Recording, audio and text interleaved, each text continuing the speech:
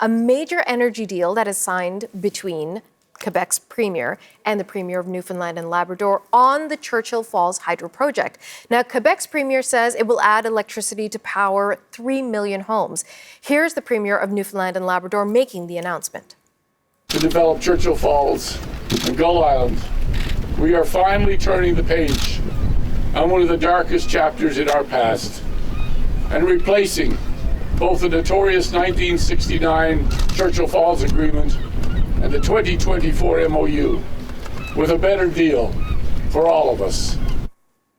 CBC's Peter Cowan is in St. John's. He was at that event and he has the details on the deal. This deal is being sold as the largest hydroelectric deal ever announced in North America, worth something in the neighborhood of $70 billion.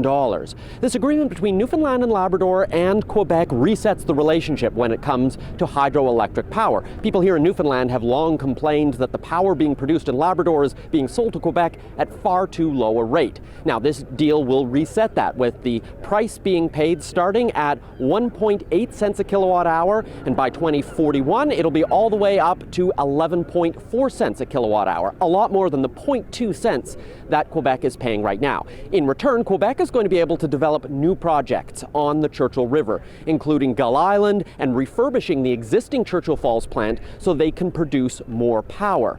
Newfoundland and Labrador says this deal is worth $50 billion to this province, and some of that cash would start flowing as early as next year. Now, the key thing with this agreement is it will also allow wind development to happen in Labrador, up to 2,000 megawatts. That's something that is only first being introduced now.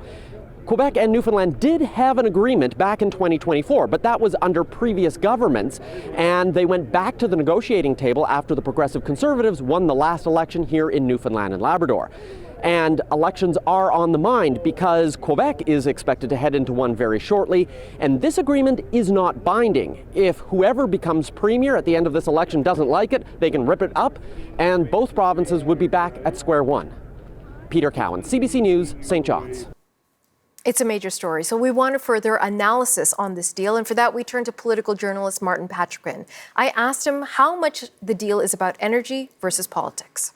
Everything of this is scoped into politics. Look, and I had to rewatch the clip because I was sure I was hallucinating. But when Tony Wakem was elected several months ago, one of the things that he promised was there's going to be a referendum on this issue to put it to Newfoundlanders. He has decidedly gone against that. That is no longer the case, and I think he's doing so for a specifically political reason. He's realizing that now that he has to negotiate with the government that's in power, the Coalition Avenir of Québec government here, because there's a Quebec election coming in October, and who's leading in the polls is the Parti Québécois. And I think there's a sort of a belief or an understanding that there's a very good chance that this is the best deal they're going to get out of Quebec right now. If the government should go to the Parti Québécois in October, we're not quite sure of such a deal. So it's a distinctly political move to do this at this time, I think.